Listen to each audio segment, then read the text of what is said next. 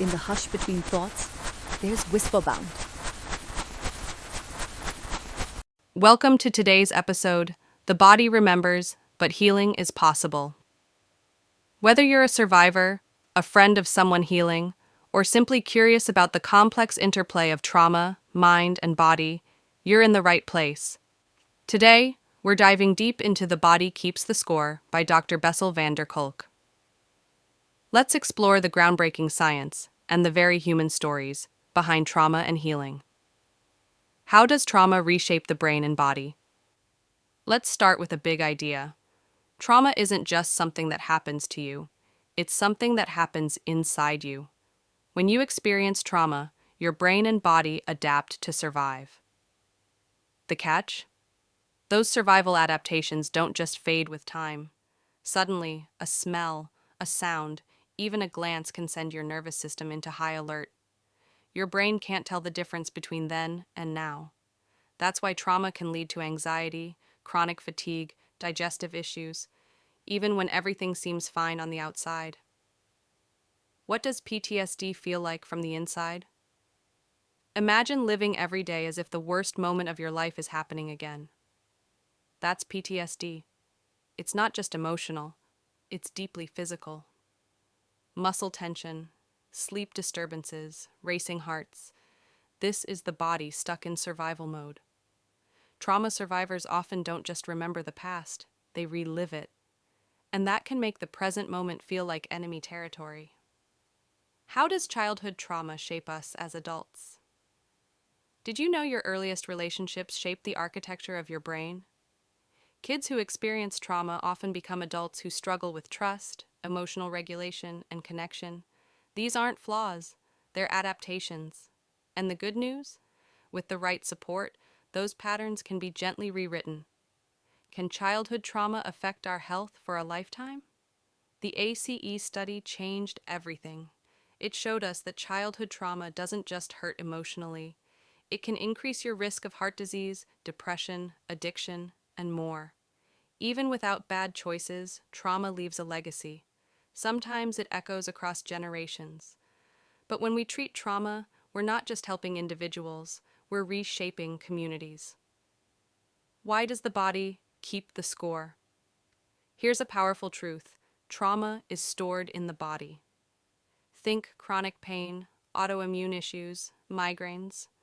Survivors often struggle to say what happened, but their bodies show it.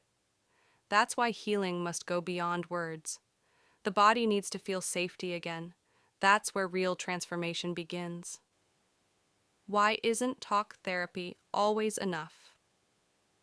Talk therapy can be powerful, but trauma lives in the parts of the brain that don't speak. Sometimes, reliving a memory in therapy can even make things worse. So what helps? Approaches that go beyond words, like movement, touch, breath, and mindfulness. They calm the nervous system and help the body learn a new story. What does it mean to feel safe in your own body? Again, healing isn't just about revisiting the past. It's about reclaiming the present, learning to breathe deeply, to notice your heartbeat without fear, to trust your body instead of bracing against it. This is the slow, beautiful work of trauma recovery, and it starts with safety. What are the most innovative therapies for trauma today? There's real hope in today's science. EMDR helps people process trauma by using eye movements.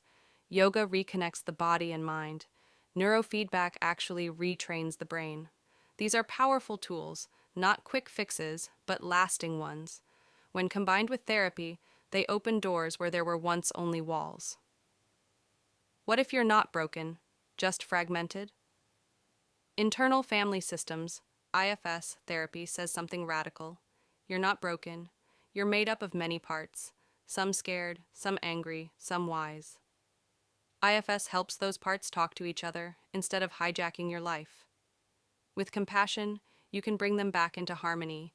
You can be whole again. Can community help us heal from trauma? Yes, powerfully. Healing doesn't happen in isolation. Whether it's group therapy, theater, music, or shared ritual, connection transforms. When we tell our stories together, when we sing, create, and witness each other, we begin to remember that we belong, that we're not alone, that healing is possible. Closing thoughts, one breath, one step at a time. Trauma leaves marks, but it doesn't get the last word. You can heal. By understanding how trauma reshapes us, we can learn how to reshape our lives.